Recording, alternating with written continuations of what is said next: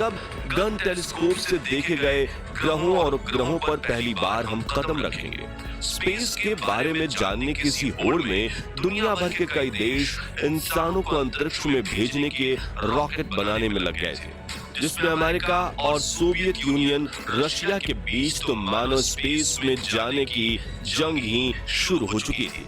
क्योंकि इन्हें लगता था कि अंतरिक्ष पर विजय पालेगा वो दुनिया का सबसे ताकतवर देश बन जाएगा। मगर इंसानों को धरती के वातावरण से बाहर भेजना वैज्ञानिकों के लिए काफी चुनौती भरा काम था, क्योंकि हमें अंतरिक्ष के बारे में ज्यादा कुछ पता नहीं था। इसलिए हमेशा की तरह इंसानों ने अपनी जरूरतों को पूरा करने के लिए बेजुबान जानवरों का सहारा लेने का फैसला किया और स्पेस मिशन में इंसान जीवित रह पाएगा या नहीं, ये जानने के लिए वैज्ञानिकों ने अलग अलग प्रजातियों के जानवरों को स्पेस में भेजने का निर्णय लिया। सबसे पहले रॉकेट के साथ साल 1948 में नासा ने एल्बर्ट 1 नाम के बंदर और कुछ कीड़ों मकोड़ों को अंतरिक्ष में भेजा था, मगर ये एक सब ऑर्बिटल मिशन था, यानी इन स्पेस में रुकना नहीं था, बस अंतरिक्ष के कोने को छूकर वापस आ जाना था।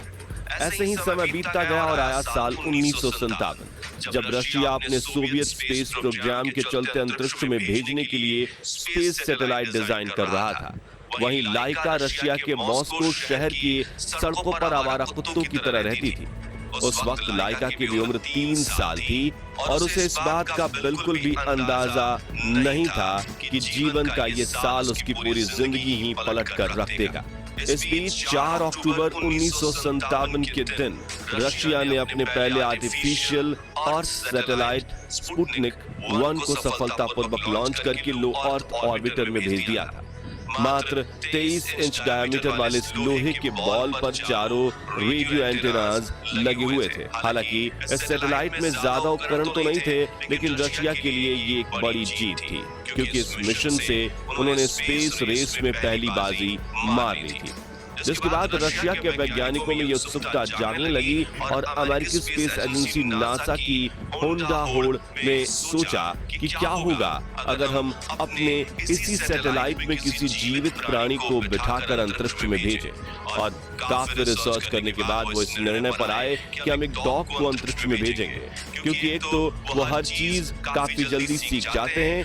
और दूसरा उन्हें बिठाने के लिए स्पेसक्राफ्ट में जगह बहुत कम लगेगी। तो जब वैज्ञानिकों ने ये बात प्रशासन के सामने रखी, तभी रूस के प्रशासन ने इसके लिए हामी भर दी, लेकिन उन्होंने वैज्ञानिकों को टारगेट दिया कि आप ये मिशन 1 महीने के अंदर ही करें, क्योंकि उस समय अमेरिका और रशिया के बीच कोल्ड वॉर चल रहा था, जिसके चलते दोनों देश जल्द से जल्द स्पेस मिशन करके एक दूसरे को नीचा दिखाने में लगे हुए थे। अब सरकार की ये बात सुनकर रूस के वैज्ञानिकों ने हड़बड़ी में आकर सिर्फ 4 हफ्तों में एक स्पेसक्राफ्ट डिजाइन किया, जिसका जुर्माना आगे चलकर लाइका भुगतने वाली थी। रशिया ने अपने स्पेसक्राफ्ट का नाम रखा था स्पुतनिक 2, जिसे खास तौर पर एक कुत्ते के लिए डिजाइन किया गया था। इस अंतरिक्ष यान में एक लाइफ सपोर्ट सिस्टम लगा हुआ था, जिसमें carbon dioxide absorber, oxygen generator और डॉग के शरीर को ठंडा रखने के लिए एक फैन रखा हुआ था। इसी के साथ इसमें 7 दिन जीवित रहने के लिए थोड़ा खाना और स्टूल व यूरेन वेस्ट को कलेक्ट करने के लिए एक बैग रखा गया था। इस स्पेसक्राफ्ट का केबिन स्पेस इतना कम था कि इसमें घूमना फिरना तो छोड़ो, बल्कि हिलने डुलने के लिए भी जगह नहीं थी, यानी कि इसमें बैठने वाले डॉग को लंबे समय तक एक ही जगह पर कैद में बैठना था और अपनी मौत का इंतजार करना था, क्योंकि उस वक्त सोवियत यूनियन के पास स्पेसक्राफ्ट को अंतरिक्ष में भेजने की तकनीक तो थी, लेकिन वापस लाने की तकनीक की खोज होना अभी बाकी थी। इसलिए हम इसे सुसाइड मिशन भी कह सकते हैं। जहां एक तरफ वैज्ञानिक इस स्पेसक्राफ्ट को रेडी कर रहे थे, वहीं दूसरी तरफ कुछ वैज्ञानिक इस मिशन के लिए एक सही डॉग चुन रहे थे, और मिशन के लिए उन्होंने एक स्ट्रीट डॉग को चुनने का फैसला किया, क्योंकि बचपन से ही इन्हें मुश्किल परिस्थितियों में रहने की आदत होती है। इसी खोज में वैज्ञानिकों को मॉस्को की सड़कों से 3 डॉग्स मिले, जिनका नाम उन्होंने अल्बीना, मुश्का और लाइका रखा।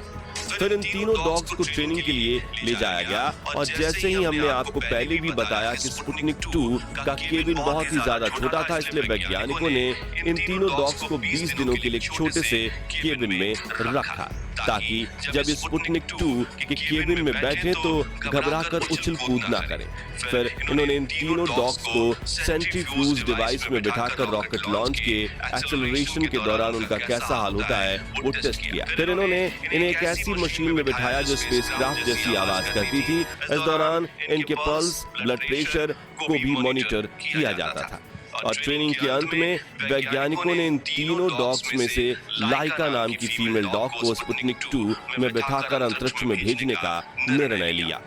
अब स्पेसक्राफ्ट भी रेडी था और लाइका भी अपने मिशन पर जाने के लिए तैयार थी, लेकिन लॉन्च के एक दिन पहले मिशन साइंटिस्ट डॉक्टर वाल्दिमीर लाइका को अपने घर ले गए और एक पेट डॉग की तरह उससे खेलने कूदने का मौका दिया, जिसे लेकर उन्होंने अपनी किताब में लिखा था कि लाइका काफी शांत और प्यारी डॉग थी। उसके पास जीने के लिए बहुत कम समय बचा था, इसलिए मैं उसके लिए कुछ अच्छा करना चाहता था, क्योंकि स्पुतनिक 2 को अंतरिक्ष से धरती पर वापस नहीं लाया जा सकता था और दोस्तों वैज्ञानिक ये जानते थे कि कुछ दिनों में अंतरिक्ष में उसकी मौत हो जाएगी, इसलिए उसकी खुराक में एक धीमा जहर भी मिलाया गया था ताकि वो बिना किसी तकलीफ के अपनी जान त्याग सके।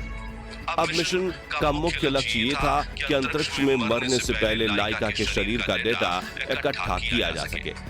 इसके लिए ऑपरेशन के जरिए उसके शरीर में सांस, धड़कन और ब्लड प्रेशर मापने वाले सेंसर्स लगाए गए और अब स्पुतनिक 2 लॉन्च के लिए बिल्कुल तैयार था। 3 नवंबर 1957 के दिन लाइका के शरीर पर पट्टा बांधकर उसे स्पुतनिक 2 के चैम्बर में बिठाया गया ताकि वो ज्यादा हिल ना सके। फिर लाइका के स्पेसक्राफ्ट को आखिरी बार बंद करने से पहले एक तकनीशियन ने उसके नाक पर चूमकर अलविदा कहा, क्योंकि लाइका को छोड़कर हर कोई जानता था कि वो कभी वापस नहीं आएगी।